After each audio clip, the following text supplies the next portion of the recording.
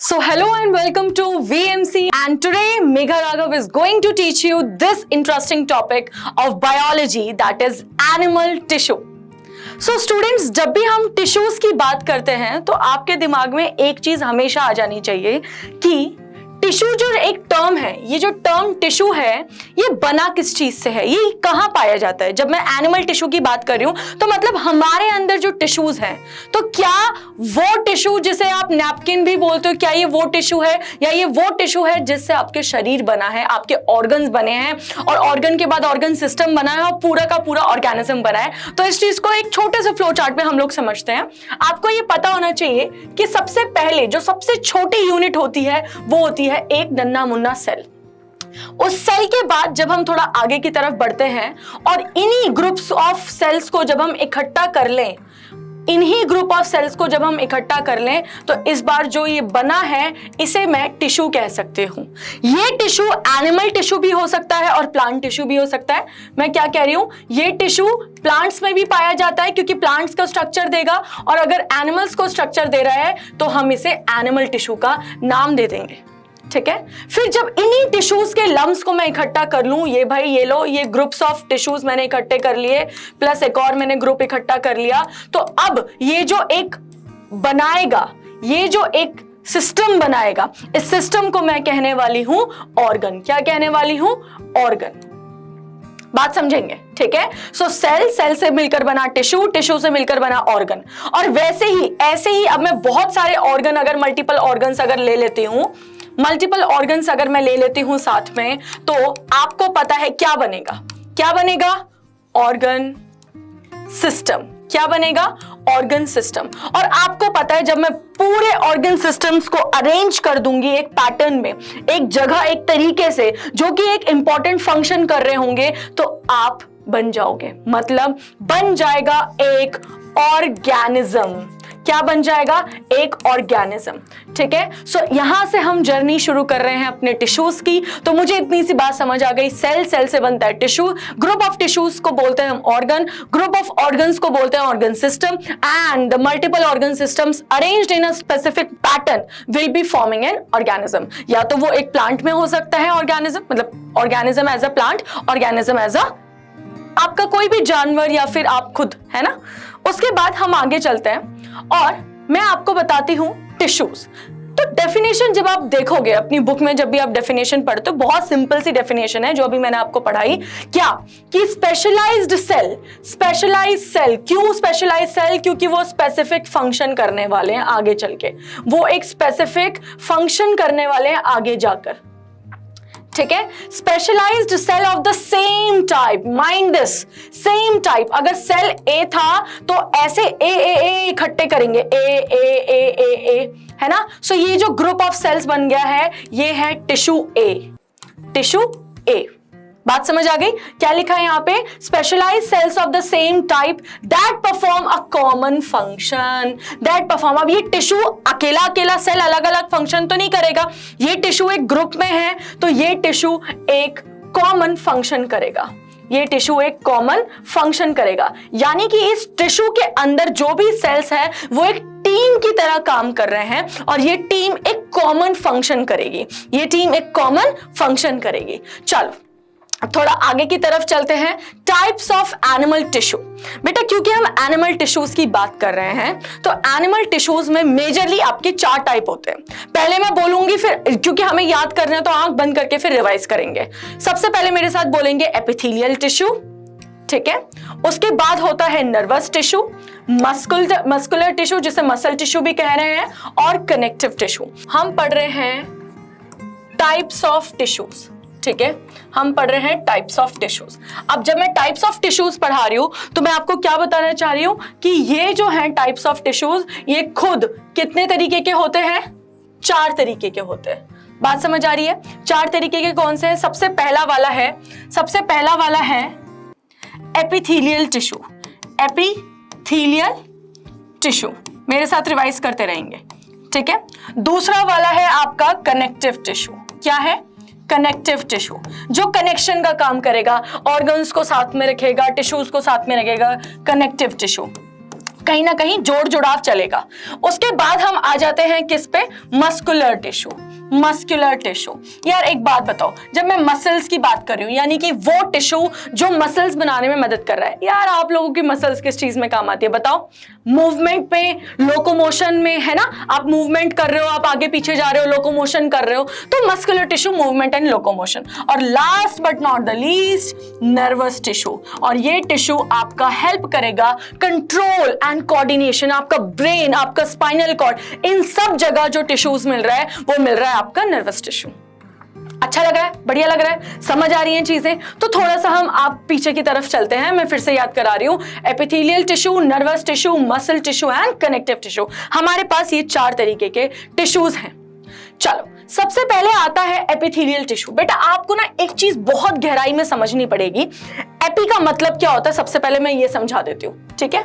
हम पढ़ रहे हैं एपिथेलियल टिश्यूज, ठीक है? पहले मैं पढ़ाऊंगी फिर रिवाइज कराऊंगी। एपी का मतलब क्या होता है? एपी का मतलब, ये जो शब्द है ना, इसका मतलब होता है अपॉन, है ना? अपॉन, यानी कि थीलिया बेसिकली लेयर से एक शब्द आया है थीलिया, ठीक है? सो एपिथेलियल टिश्यू किसी की कवरिंग होगा, कवच होगा। फॉर एग्जाम्पल ये एक ऑर्गन है, चलो एक ऑर्गन बनाते हैं बढ़िया तरीके से।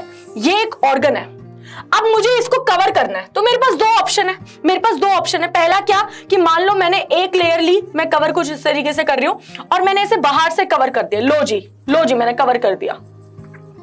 ये हो गया, ये जो कवरिंग हो गई है ना, ये जो कवरिंग का सेल हो गया या टिश्यू हो गया, मैं ऐसे कह सकती हूं कि ये क्या है, एपिथेलियल टिश्यू है, ठीक है? ये एपिथेलियल टिश्यू है। चलो पूरा नहीं लिख रही हूं। और एक और भी तो ऑप्शन है यार, एक और भी तो ऑप्शन है। मैं कवर ऐसे भी तो कर सकती हूं, अंदर से भी तो कर सकती हूं। मैं कवर इसको अंदर से भी तो कर सकती हूं। ये लो, मैंने कर दिया अंदर से कवर, ये लो धीरे धीरे मैंने कर दिया। तो ये भी तो एपिथेलियल टिश्यू है, ये भी तो एपिथेलियल टिश्यू है। तो फर्क क्या हो जाएगा? अब बाहर कवर कर रहा है या अंदर कवर कर रहा है, बस मुझे ये समझ आना चाहिए कि एपिथेलियल टिश्यू जो है, एपिथेलियल टिश्यू जो है, मुझे क्या समझ आना चाहिए, वो कवरिंग होता है ऑफ एक्सटर्नल सरफेसेस या फिर इंटरनल कैविटीज। कैविटी मतलब खाली जगह। इधर देखो आके, ये कैविटी है ना, खाली जगह। तो या तो एक्सटर्नल सरफेस को, यहां पे देखो ये एक्सटर्नल सरफेस है ना, और ये अंदर वाला क्या है, internal surface. Internal surface, but ये इंटरनल सरफेस है तो क्या है, अंदर खाली जगह है, तो इंटरनल कैविटी। सो अब मैं फिर से पीछे चलती हूं, आपको फिर से बताती हूं भाई, एपिथेलियल टिश्यू या तो किसी भी चीज की कवरिंग है।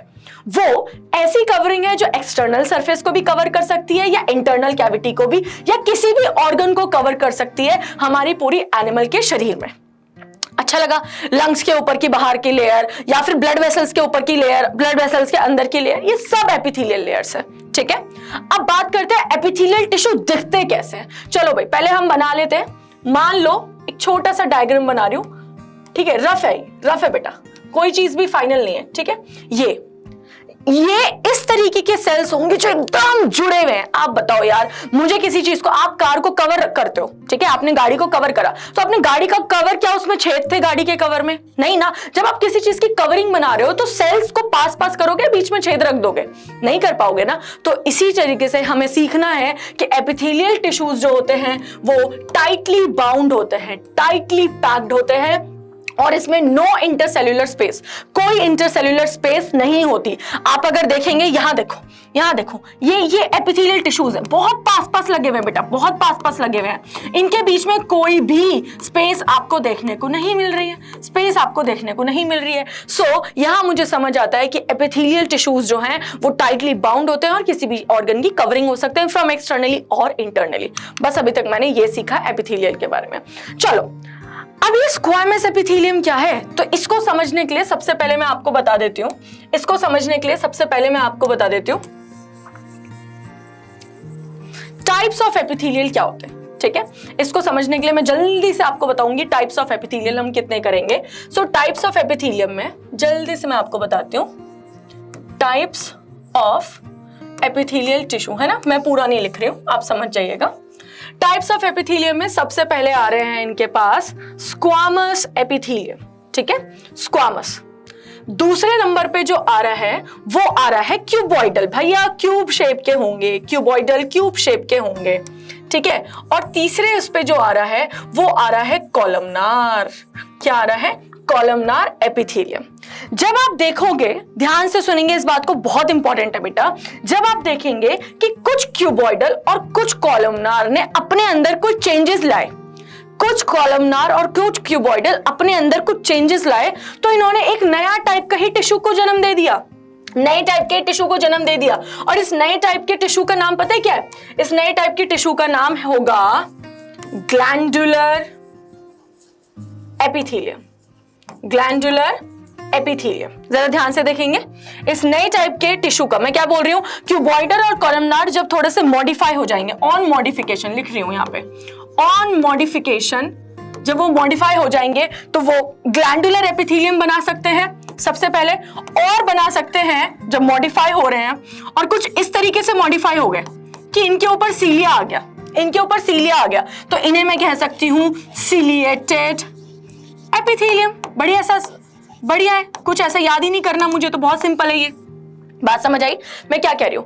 कॉलमनार और क्यूब शेप के जो हमारे पास एपिथेलियल सेल्स थे, ठीक है, वो अपने अंदर कुछ ऐसे चेंज ले आते हैं कि या तो वो ग्लैंडुलर एपिथेलियम बन जाएंगे, जो मैं आपको समझाऊंगी, या फिर वो सीलिएटेड एपिथेलियम बन जाएंगे अगर चेंज के समय वो अपने ऊपर सीलिया ले आए। बढ़िया है, समझ आ गया। जब आपको मैं स्क्वामस पढ़ाऊंगी तो मैं आपको बताऊंगी कि ये थोड़े से टाइल जैसे दिखते हैं, टाइल जैसे सेल्स होते हैं, टाइल जैसे, और इनके ऊपर की अपीयरेंस प्लेन नहीं होते, ये थोड़े वेवी से होते हैं। मतलब अगर मैं आपको दिखाऊं, अगर मैं आपको अच्छे से थोड़ा दोबारा बना लेते हैं, ठीक है, आ जाइए, ठीक है, एक जगह पे बनाते हैं, थोड़े से ऐसे ऊपर से हल्के से वेवी हो जाएंगे, हल्के से वेवी, ठीक है। सो स्क्वामस जो एपिथेलियम होते हैं वो टाइल जैसे दिखते हैं, टाइल जैसे दिखते हैं, और ऊपर से वेवी होते हैं, इनका वेवी सरफेस होता है, ठीक है, वेवी सरफेस होगा। बढ़िया। क्यूबॉइडल भैया कैसे होंगे? क्यूब शेप के होंगे, बना दो एक डब्बा, न्यूक्लियस इनका बीच में होगा। कॉलमनार कैसे होंगे बेटा? लंबे लंबे होंगे। कॉलमनार कैसे होंगे? लंबे लंबे होंगे, है ना, इलोंगेटेड। इनका न्यूक्लियस थोड़ा सा नीचे की तरफ होता है। ये आपको न्यूक्लियस की बातें इतनी ज्यादा ध्यान नहीं रखनी, जब बड़े हो जाओगे, है ना, नीट के लिए प्रिपेयर करोगे तब थोड़ा सा ध्यान रखना है। तो आओ जरा देखते हैं। सबसे पहले हम कर रहे हैं स्क्वामस। स्क्वामस का देखो, ये देखो, ये ऊपर से प्लेन नहीं है, हल्के से जब आप देखोगे इस तरीके से वेव बन जाती है। जब आप सारे सेल्स को देखो, यहाँ पे ये देखो, ये वेव बन जा रही है। क्या बन रही है? वेव बन पा रही है, ठीक है। तो स्क्वामस एपिथेलियम के बारे में ये लोग क्या कह रहे हैं, जरा हम इनकी जनगणना कर लें, पढ़ लेते हैं एक बार। So single layer of thin and flat cell, बहुत बढ़िया बात, फ्लैट सेल्स हैं, और इनको ही हम स्क्वामस एपिथेलियम कह देते हैं। जब यही स्क्वामस एपिथेलियम इस तरीके से गठरी में आ जाते हैं, मान लो ये सेल्स थे और इस तरीके से गठरी बना ली इन्होंने, है ना, बहुत सारी गठरी बना ली इस तरीके से, तो इनका नाम पड़ जाता है स्ट्रैटिफाइड। स्ट्रैटा का मतलब होता है चट्टे लगा लिए। तो यहां देखो, जरा तस्वीर लाई हूं मैं इसके, स्ट्रैटिफाइड। ये देखो सिंपल वाले, इधर आओ, ये देखो, ये सिंपल हो गए, ये सिंपल स्क्वामस हो गए। और जब यही स्क्वामस बहुत सारी लेयर्स में लग गए हैं, लेयर्स में मतलब चट्टे बना लिए इन्होंने, बहुत सारे सेल्स हैं, तो इसे मैं बोलूंगी स्ट्रैटिफाइड। क्या बोल दूंगी बेटा? स्ट्रैटिफाइड। बढ़िया, सिंपल एंड स्ट्रैटिफाइड। लोकेशन कहां मिलेंगे, इसको याद करने का एक ही तरीका है, आपको ये याद करना है कि स्क्वामस एपिथेलियम जनरली आपकी दो चीजों में काम आते हैं। किसमें? एक तो या तो ये डिफ्यूजन कर रहे होंगे, क्या कर रहे होंगे? डिफ्यूजन, या फिर ये हेल्प कर रहे होंगे आपको कहीं ना कहीं फिल्ट्रेशन में। फिल्ट्रेशन, कोई चीज जगह फिल्ट्रेशन हो रही है।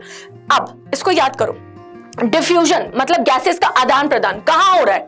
कहां हो रहा है? जल्दी बताओ मुझे। बिल्कुल सही। अगर बच्चों आपको ये समझ आ रहा है कि गैसेस का आदान प्रदान तो एल्वियोलाई, लंग्स में हो रहा है ना, वहीं जाके आपकी ऑक्सीजन आपके सेल्स को मिलती है, ब्लड में आ जाती है, और ब्लड से कार्बन डाइऑक्साइड वापस उसमें चली जाती है लंग्स में। तो इजी है याद करना। यहां देखो क्या लिखा हुआ है, यहाँ पे लंग एल्वियोलाई। उसके बाद सिंपल वाला और कहां मिल रहा है आपका? Lining of the mouth, lining, mouth की लाइनिंग में, ठीक है। और कहां मिल रहा है? मैं आपको यहां पे लिखवा देती हूं, यहां पे लिखा नहीं है, ये आपको मिलेगा, ठीक है। अभी आपने नर्वस टिश्यू नहीं पढ़ा होगा तो इसीलिए शायद ये बात समझना है, बट जब आप नोट्स बनाओगे तो आपको पता होगा कि ये लूप ऑफ हेनले में भी मिल रहा होगा, लूप ऑफ हेनले, ठीक है। और आपको पता होना चाहिए ये आपके ब्लड वेसल्स में भी मिलेगा, inner lining of blood vessels, मैं लिख देती हूँ, ठीक है। ये बहुत इंपॉर्टेंट है बेटा, ये पता होना चाहिए आपको, है ना। Inner lining of blood vessels. Blood vessels ये बहुत जरूरी है। क्यों? क्योंकि आपको पता है आपके ब्लड वेसल्स में सबसे ज्यादा आदान प्रदान होता है, सबसे ज्यादा आदान प्रदान आपकी ब्लड वेसल्स करती हैं, ठीक है। सो ये सारे कुछ एग्जांपल्स हैं जहां आपका सिंपल स्क्वामस एपिथेलियम मिलता है। स्ट्रैटिफाइड चट्टे कहां लगे होंगे यार, बताओ ना? आपकी खाल, आपकी स्किन है ना। So skin is the example of stratified squamous epithelium. Skin एक बेसिक एग्जांपल है। चट्टों में आपकी लेयर्स लगी होती हैं, क्योंकि अगर पतली सी एक लेयर लगा दी यार, आप खुद सोचो तो आपकी स्किन तो जब जलते हो आप तो बिल्कुल अंदर तक आपका हड्डी भी गला देगी, है ना, आपकी हड्डी तक गल जाएंगी। बट जब आपकी खाल जरा सा टच होता है तो आपकी खाल निकल जाती है, बस आपकी हड्डी तक तो नहीं गलते ना। क्यों? क्योंकि खाल जो है वो मल्टीपल लेयर्स में है, स्ट्रैटाज है। स्ट्रैटाज नहीं होंगे तो आप बहुत सेंसिटिव हो जाओगे और दिक्कत हो जाएगी। क्यूबॉइडल एपिथेलियम, क्यूबॉइडल नाम से समझ आ रहा है, ये देखो क्यूब शेप के हैं, क्यूब शेप के हैं। इनका न्यूक्लियस देखो राउंड है, इनका न्यूक्लियस और सेंटर में है, सेंटर में न्यूक्लियस है इनका, है ना, बढ़िया है। ये दिख रहा है आपको, क्यूब शेप के हैं, राउंड है, सेंटर में है। लोकेशन कहां होगी और इनका काम क्या है? देखो इनका काम बेसिकली वहां पे होगा जहां पे ये एक मैकेनिकल सपोर्ट दे पा रहे होंगे। क्या दे पा रहे होंगे? एक मैकेनिकली सपोर्ट दे पा रहे होंगे। सो ये क्यूब शेप के होते हैं और ये मैकेनिकल सपोर्ट देने में मदद करते हैं। ये कहाँ मिलते हैं, ये कहाँ मिल सकते हैं, वो आपको याद करना है। मैं आपको एक और तरीका बता देती हूँ इसको याद करने का। अगर आप ये याद कर लो कि कहां पे एब्जॉर्प्शन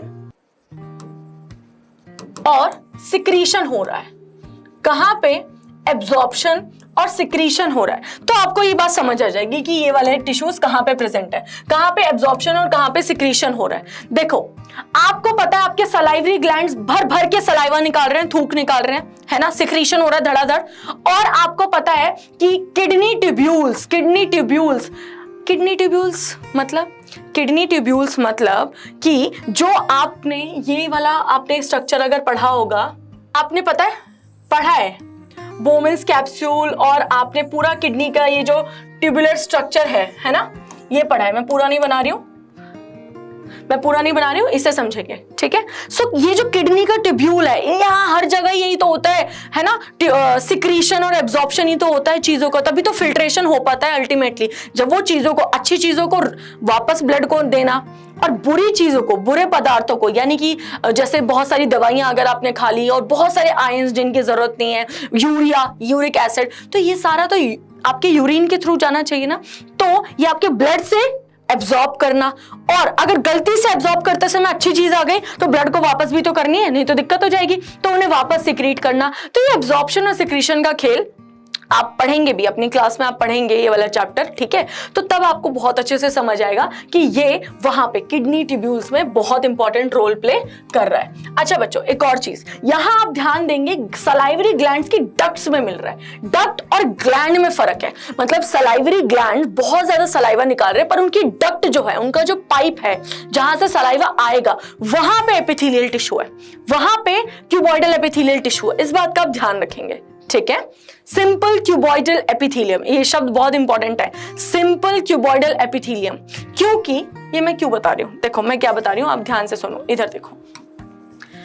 एपिथेलियल, दूसरा पेन इस्तेमाल करते हैं, ये देखो मैं क्या बता रही हूं, ध्यान से सुनेंगे। मैं ये बता रही हूं, जो एपिथेलियल टिश्यू है ना, मैं पूरा नहीं लिख रही, वो मेजरली 2 टाइप का होता है। एक होता है सिंपल, मतलब एक ही लेयर इसमें होगी, किसी भी सेल की एक लेयर। एक होता है कंपाउंड, एक होगा कंपाउंड। कंपाउंड का मतलब क्या होगा, इसमें एक से ज्यादा लेयर होगी। एक लेयर ये हो गई, फिर एक और लेयर बनी, फिर एक लेयर ये हो गई, फिर एक और लेयर बनी, फिर एक लेयर ये हो गई।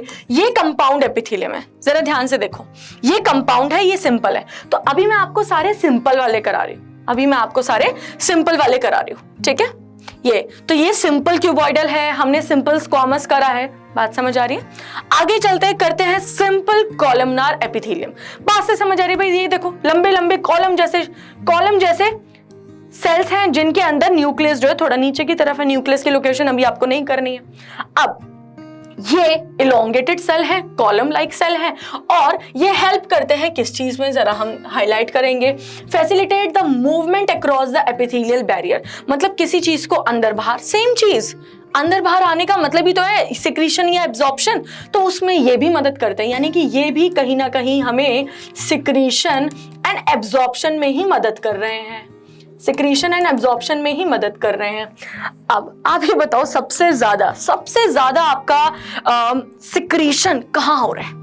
इंटेस्टाइन में हो रहा है, डाइजेस्टिव जूसेस निकल रहे हैं वहां पे भर भर के। तो सिंपल हो गया यार याद करना, इनर लाइनिंग, इनर, या क्योंकि मैंने क्या बता, या तो आउटर कवर करेगा या इनर, तो इन अंदर से कवर करता है हमारे इंटेस्टाइन को और गट को। गट बेसिकली होता है जीआई ट्रैक्ट पूरा, है ना, आपका पूरा का पूरा ईसोफेगस, और उसके बाद नीचे आपका ये जो स्टमक आ रहा है, फिर स्मॉल इंटेस्टाइन, लार्ज इंटेस्टाइन, पूरा, ठीक है। सो ये लोकेशन हो गई हमारी कॉलमनार एपिथेलियम सेल्स की। बढ़िया समझ आया। सीलिएटेड एपिथेलियम, ठीक है, सीलिएटेड एपिथेलियम जो होंगे वो क्या है, उसके लिए मैं इस स्लाइड का इस्तेमाल कर रही हूं। मैंने आपको पहले भी समझाया, मैं फिर से आपको समझा रही हूं। मान लो ये मेरा क्यूबॉइडल सेल था, ये देखो, ये क्यूबॉइडल सेल्स थे, ठीक है, ये क्यूबॉइडल सेल्स है, ये मान लो मेरे कॉलमनार सेल्स हैं, ठीक है, ये कॉलमनार सेल्स हैं, ये रहे, ये क्यूबॉइडल है, ये रहा, ठीक है। ये दोनों मॉडिफाई हो गए और इन्होंने अपनी सूरत कुछ इस तरीके से बना ली।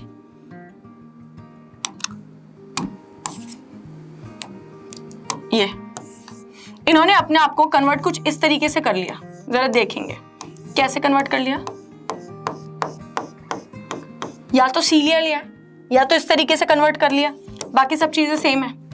या फिर देखो, या फिर क्या हुआ, ये इस तरीके से लगे हुए थे और अचानक से ही इनके अंदर कुछ इस तरीके का ग्लैंड आ गया, ठीक है, ये, ठीक है, ये दिख रहा है, ये ग्लैंड आ गया, ग्लैंड बन गया। अब ग्लैंड है तो इसके अंदर एंजाइम्स होंगे या सिक्रीशन होगी, है ना। ग्लैंड है तो हार्मोन्स वगैरह होंगे, इनके अंदर हार्मोन्स वगैरह निकालेंगे। तो ये है मॉडिफिकेशन, है ना, मॉडिफिकेशन। अगर मॉडिफाई हो गया तो आओ चलो मैं क्या पढ़ा रही हूँ, सीलिएटेड एपिथेलियम। तो तुम्हें अब पता क्या चल गया, तुम्हें पता चल गया कि सीलिएटेड एपिथेलियम तो यार या तो क्यूबॉइडल एपिथेलियम का मॉडिफिकेशन होगा या फिर कॉलमनार एपिथेलियम का मॉडिफिकेशन होगा, कोई नई चीज नहीं है। तो पढ़ो मेरे साथ, जरा लाइन पढ़ो, जरा क्या लिखी है। सर्टेन क्यूबॉइडल, कुछ क्यूबॉइडल और कुछ कॉलमनार सेल, उनमें एक numerous delicate hair like outgrowth हो जाती है और सीलिया होता है। वो आउटग्रोथ का नाम क्या है, सीलिया। ऐसी ही लेयर को हम बोलने लग जाते हैं सीलिएटेड एपिथेलियम। काम क्या होगा भाई साहब, अगर सीलिया कोई भी चीज ऐसे लग गई है, धागे जैसी स्ट्रक्चर, तो वो पार्टिकल्स को मूव करेगी। जब तुम हवा ले रहे हो, सांस ले रहे हो, तो गंदगी आ रही है ना, तो तुम्हारे ट्रैक में, रेस्पिरेटरी ट्रैक में क्या होना चाहिए, सीलिया होना चाहिए, हाँ या ना भाई, बोलने वाली बात है, ताकि वो गंदगी ऊपर चली जाए, है ना, यस और नो। सो एक स्पेसिफिक डायरेक्शन में ये पार्टिकल्स को और म्यूकस को, म्यूकस क्या होता है, चिपचिपा सब्सटेंस, म्यूकस क्या होता है, चिपचिपा सब्सटेंस, तो ये प्रॉपर पोजीशन में उस म्यूकस के साथ आपके जो भी डर्ट पार्टिकल्स आ रहे हैं उसको ऊपर कर देगा, ठीक है। अब सीन कहां पे देखते भाई, ऑब्वियसली अभी मैंने बातों बातों में आपको बता दिया, कहां देखोगे जरा, एक bronchioles of the respiratory tract, fallopian tube, मैं आपको बताऊंगी एक एक करके कि कौन सा कहां पे मिल रहा है, ठीक है। किडनी ट्यूब्यूल्स अभी आप यहां से हटा सकते हो, ठीक है।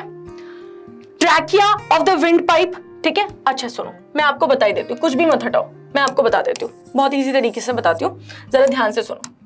देखो, trachea of the wind pipe, trachea में मिलेगा क्योंकि वहां हवा जा रही है, तो ऊपर गंदगी ऊपर होनी चाहिए, चलो ये समझ आ गया। Bronchioles of the respiratory tract, अब ट्रैकिया और ब्रोंक्यूल्स कहीं ना कहीं लंग्स का ही पार्ट है, वहां पे कोई भी गंदगी नहीं जानी, तो वहां पे सीलिएटेड एपिथेलियल होने का समझ है, हमें पता है, हम इजीली याद भी कर लेंगे। किडनी ट्यूब्यूल में भी कौन सा वाला पार्ट, PCT, यानी कि प्रॉक्सिमल वाला पार्ट।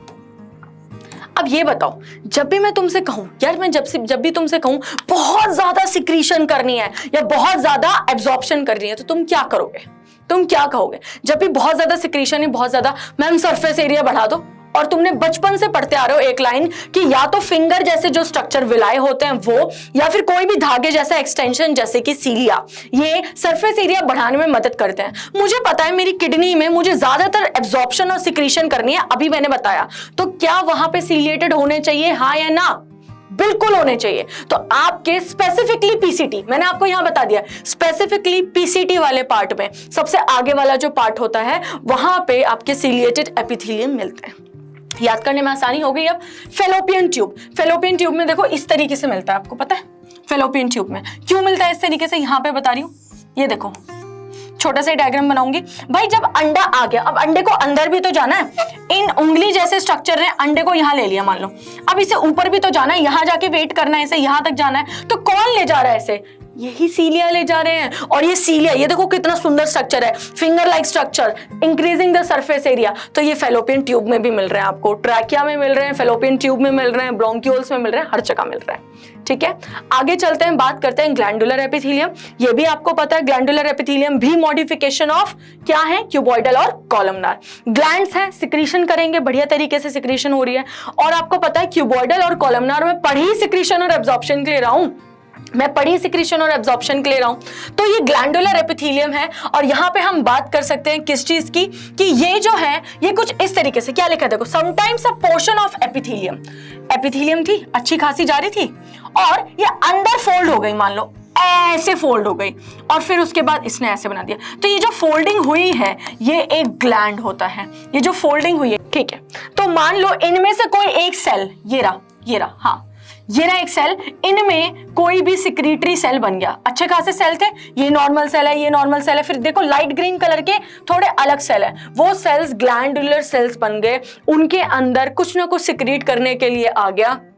अगर म्यूकस सिक्रीट होने लग गया, चिपचिपा पदार्थ सिक्रीट होने लग गया, ऐसे सेल्स थे, और ये जो ग्लैंड बना, इस ग्लैंड ने म्यूकस सिक्रीट करा बड़े होकर, तो ऐसे सेल्स का नाम हम चेंज करके रख देते हैं गॉबलेट सेल।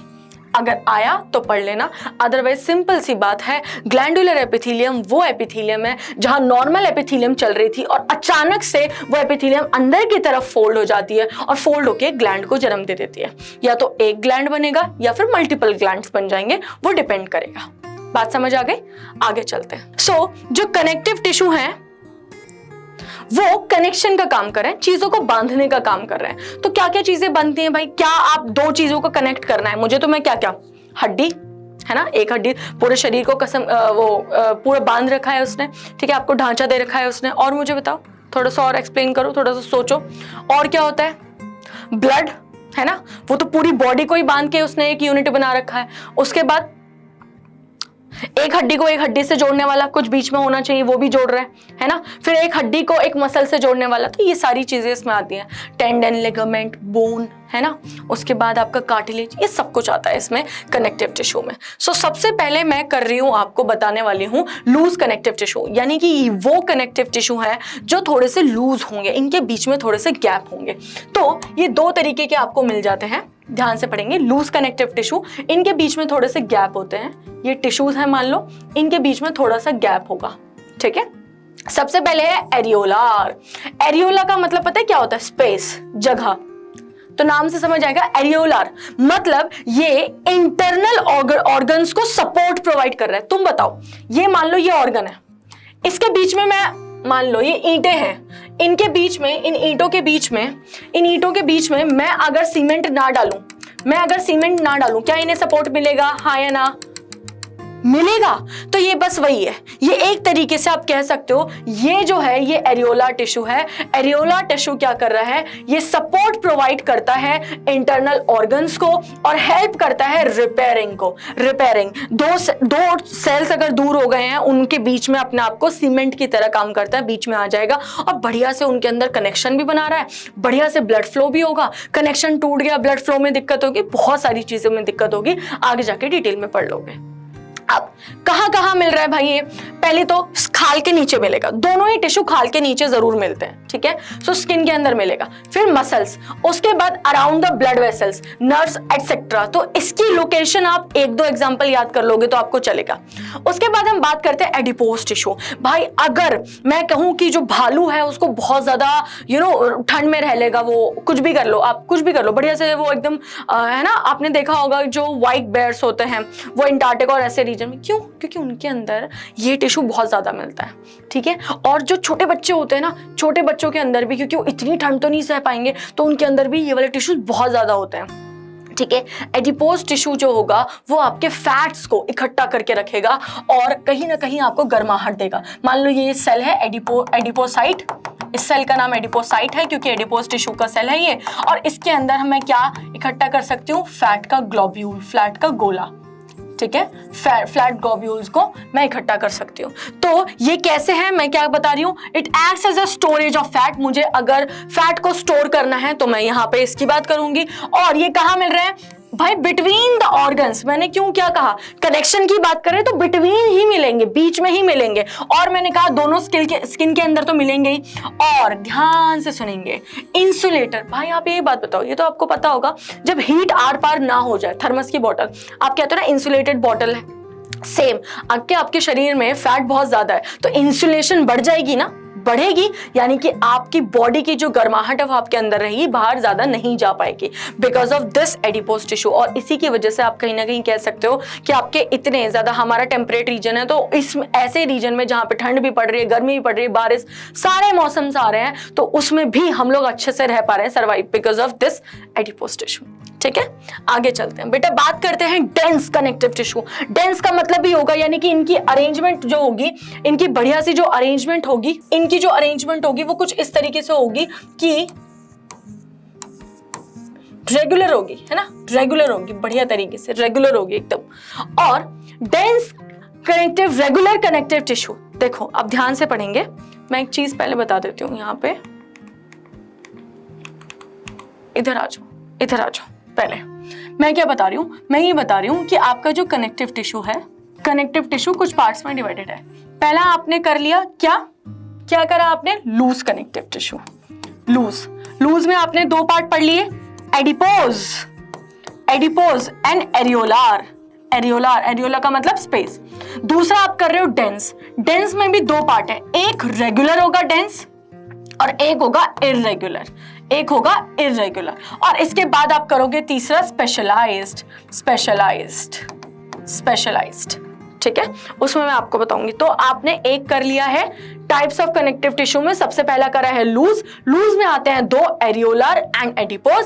फिर आप कर रहे हो सेकंड वाला डेंस में आते हैं दो, एक डेंस रेगुलर और डेंस, उसके बाद इररेगुलर भी आता है जो आपकी खाल के नीचे मिलता है, ठीक है। सो हम सिर्फ डेंस रेगुलर कर रहे हैं, ओके।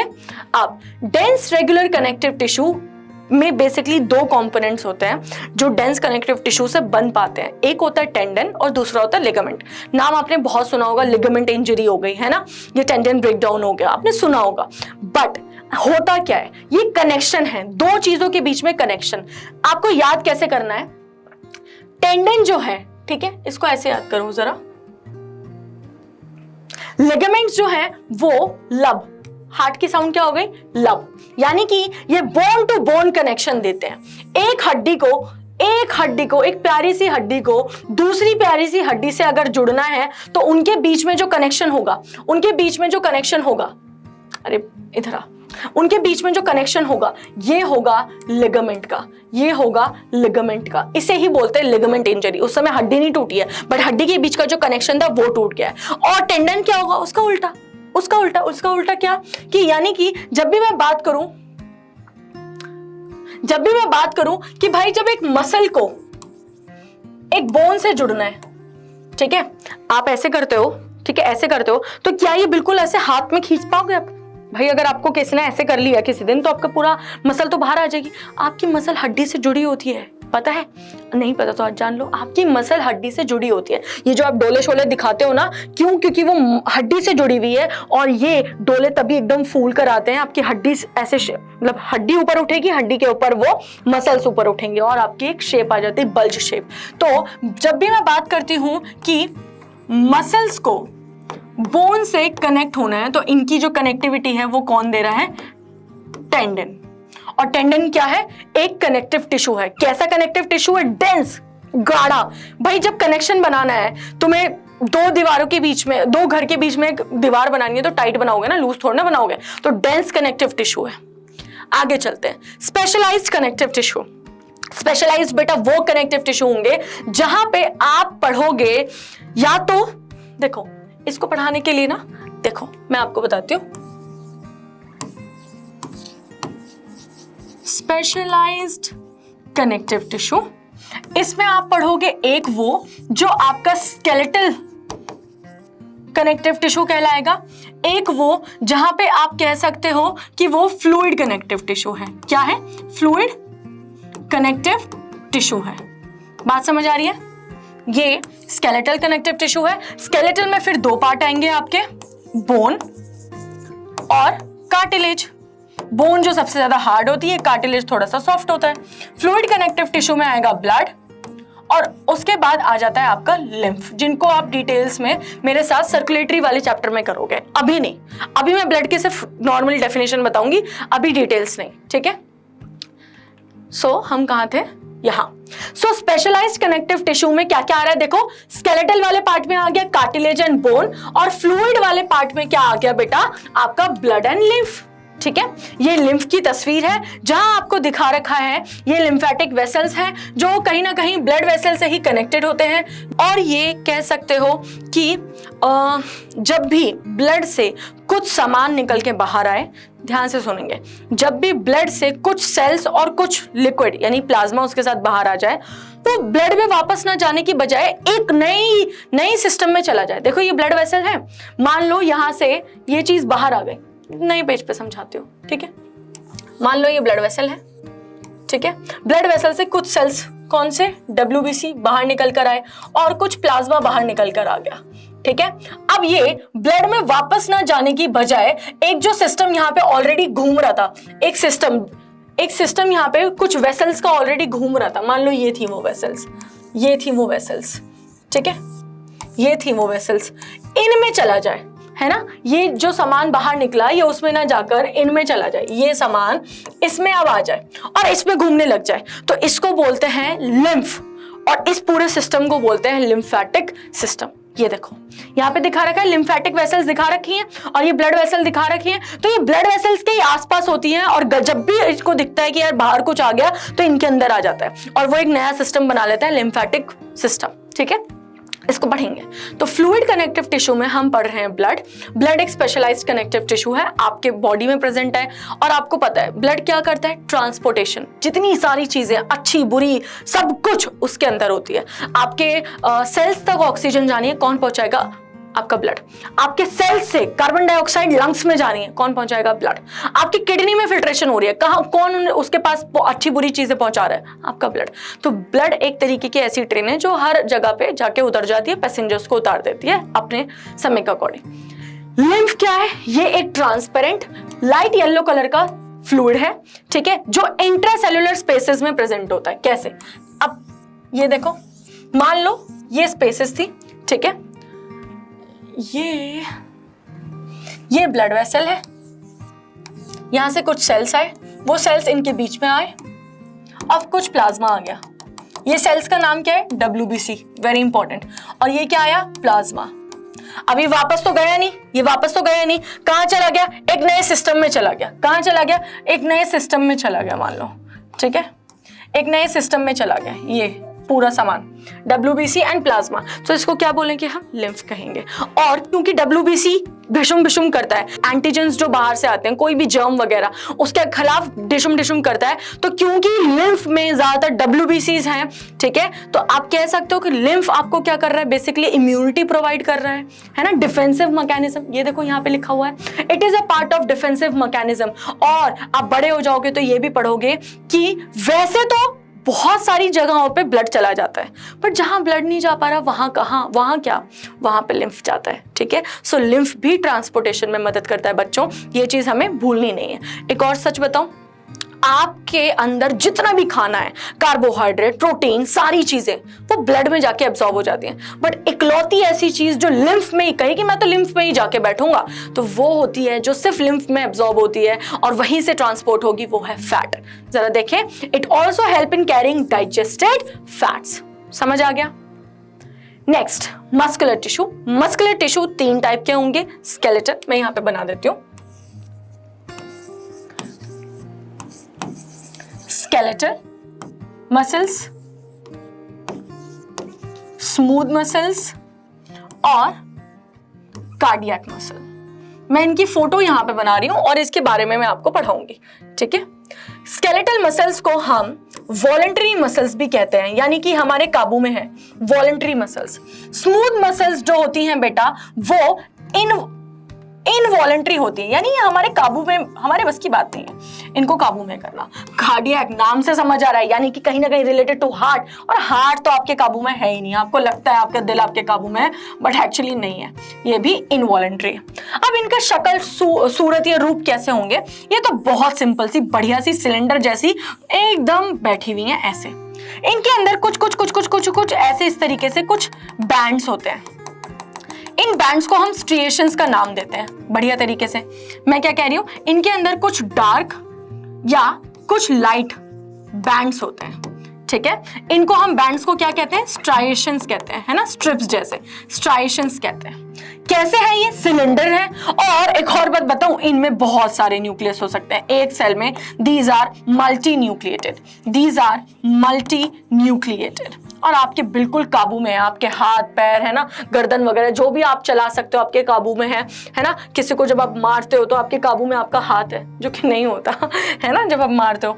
इनवॉलंटरी स्मूथ मसल, नाम से समझ आ रहा है कोई चीज स्मूथ है तो फिसल रही है ना। फिसल रही है का मतलब मेरा क्या है, मैं ऐसी पढ़ाती हूँ याद हो जाता है। स्मूथ, हमेशा स्मूथ चीजें फिसल जाती हैं, तो स्मूथ मसल्स हमेशा इनवॉलंटरी होंगी, और ये ऐसी जगहों पे प्रेजेंट होंगी जो आपके काबू में नहीं है। आपके इंटरनल ऑर्गन्स, ये वहां की मसल्स बनाती हैं, ठीक है। स्मूथ की शेप देख लो एक बार, ये इस तरीके से स्पिंडल शेप होती है। कैसी होती है, स्पिंडल शेप, यानी कि ऊपर और नीचे से ये चोंच बना रही होंगी, टेपर्ड होंगी, और ये यूनी न्यूक्लिएटेड होती हैं, यूनी न्यूक्लिएटेड। एक और बात बताऊं, इनमें कोई स्ट्रिएशंस नहीं होती, नो स्ट्रिएशंस प्रेजेंट है, ठीक है। अब क्या इन दोनों में आपको कोई ब्रांचेस दिखी हैं, क्या इन दोनों में मैंने कोई ब्रांच बनाई है, नो। तो ये दोनों ही नॉन ब्रांच्ड होती हैं, अनब्रांच्ड, ये दोनों ही अनब्रांच्ड हैं। अब आगे इनवॉलंटरी मसल्स कुछ इस तरीके की होंगी, ठीक है, इस तरीके की होंगी, और इनमें भी स्ट्रिएशंस होती हैं, कार्डियक मसल सिर्फ आपके हार्ट में पाई जाएंगी, ये भी एक न्यूक्लियस की होती है, इनमें भी एक न्यूक्लियस होता है, पर फर्क इतना है कि ये ब्रांच्ड होंगी, ये ब्रांच्ड होती हैं। आओ चलते हैं इसकी जर्नी की तरफ। ये रहा, सबसे पहले है आपका स्ट्रिएटेड मसल्स। स्ट्रिएटेड का मतलब क्या है, यानी कि स्ट्रिएटेड में तो दो आ जाएंगी, कार्डियक और वेरी गुड स्केलेटल, तो इसको हम स्केलेटल मसल्स के नाम से भी जानते हैं, ठीक है। अब ये ऑल्टरनेटिंग लाइट और डार्क बैंड्स इसमें होते हैं, ये स्केलेटल मसल्स के नाम से जानते हैं। ये वॉलंटरी होती हैं और मल्टी न्यूक्लिएटेड होती हैं, और कहां पाई जाएंगी, आपकी टंग, है ना, आप इधर उधर मूव कर सकते हो, आपके लिम्स यानी हाथ पैर, आपका फेरिंग्स, जब आप ऐसे निगलने की कोशिश करते हो, आपकी बॉडी वॉल, जितने भी शरीर की वॉल है जिसको आप हिला सकते हो, आपको मेनली याद क्या करना है, टंग और लिम्स याद कर लो, बहुत है। स्मूथ मसल्स मैंने अभी आपको पढ़ाई, कैसी होंगी, एक बार तस्वीर देख लो, इधर देख लो तस्वीर, ऐसी होंगी, ठीक है। इसे बोलते हैं हम क्या, इसे हम बोलते हैं स्पिंडल शेप। आगे चलो, देखो, अनस्ट्रिएटेड, कोई स्ट्रिएशंस नहीं है, स्मूथ है, इनवॉलंटरी है, स्मूथ है तो इनवॉलंटरी है, यूनी न्यूक्लिएटेड, एक न्यूक्लियस होगा, और स्पिंडल शेप की, अभी मैंने बताया। उसके बाद कहाँ मिलेंगी, आपके जो भी कंट्रोल में नहीं है, आपके एलिमेंट्री कैनाल आपके कंट्रोल में है नहीं है, ठीक है। उसके बाद आपका यूरिनरी ब्लैडर, आपके ब्लड वेसल, जो चीजें यार आपके कंट्रोल में नहीं है। आगे बात करते हैं cardiac muscles of the heart, very important line, ये सिर्फ और सिर्फ आपके हार्ट में मिल रहे हैं। उसके बाद ये स्ट्रिएटेड होंगी, है ना। कुछ चीजें इसमें स्केलेटल की तरह होती हैं, कुछ इसमें स्मूथ की तरह होती हैं। तो स्केलेटल की तरह इसमें स्ट्रिएशंस हैं, बट स्मूथ की तरह इसमें ये इनवॉलंटरी, आपके काबू में नहीं है। उसके बाद रिदमिक कॉन्ट्रैक्शन शो करते हैं आपकी पूरी लाइफ, ऐसे, रिदमिक मतलब रिदम में। उसके बाद क्या है, सिलेंड्रिकल शेप की होती है ना। अभी मैंने इसकी फोटो दिखाती हूँ, ये देखो, ये सिलेंडर है लेकिन ब्रांच्ड है। यहां देखो क्या लाइन लिखी है, सिलेंडर है और ब्रांच्ड है, वेरी इंपॉर्टेंट। और यूनी न्यूक्लिएटेड है, ये भी एक ही न्यूक्लियस है। उसके बाद सिर्फ मल्टी न्यूक्लिएटेड सिर्फ आपकी पहले वाली थी, स्केलेटल मसल, ठीक है। Cardiac muscles exclusively present in the heart and they control the heart beat, they control the rhythmic heart beat. आगे चलते हैं, नर्वस टिश्यू आप डिटेल में मेरे साथ बाद में करेंगे, जब आपका पूरा एक चैप्टर है नर्वस टिश्यू में आप बस ये समझ लिए, ये नर्वस टिश्यू आपका ब्रेन में और स्पाइनल कॉर्ड में प्रेजेंट होता है और इसका एक सेल होता है न्यूरॉन, ठीक है, जिसको आपको डिटेल में पढ़ना है। तो आपकी सबसे इंपॉर्टेंट चीज एक ही याद आनी चाहिए कि न्यूरॉन इसकी फंडामेंटल यूनिट होती है। एक पूरे नर्वस सिस्टम को बनाने के लिए एक सेल तो चाहिए होगा ना, उस स्पेशलाइज्ड सेल का नाम हो जाएगा न्यूरॉन, ठीक है। ये इसमें क्या क्या पार्ट्स होते हैं, इधर आओ, ये देखो, डेंड्राइट होगा, सेल बॉडी, न्यूक्लियस, कुछ सेल्स होते हैं शॉन सेल्स जो आगे जाके पढ़ोगे, myelin sheath, axon terminal, node of Ranvier, ठीक है। सो बेसिकली क्या है ना कि ये नर्वस टिश्यू और ये सारे टिश्यूज आप डिटेल में मेरे साथ आगे पढ़ोगे। इस टिश्यू में हम लोग इस चैप्टर में हम लोग इतना ही करवाते हैं, ठीक है। सो मैं होप करती हूँ आपको ये जो भी लेक्चर है समझ आया होगा, याद हुआ होगा, और नहीं हुआ तो रिपीटेड एक बार वीडियो दोबारा से देखेंगे हम, ठीक है। आप दोबारा से देखिएगा वीडियो और धीरे पॉज कर करके नोट्स बनाते हुए चलिए और बढ़िया बढ़िया तरीके से समझने की कोशिश कीजिए।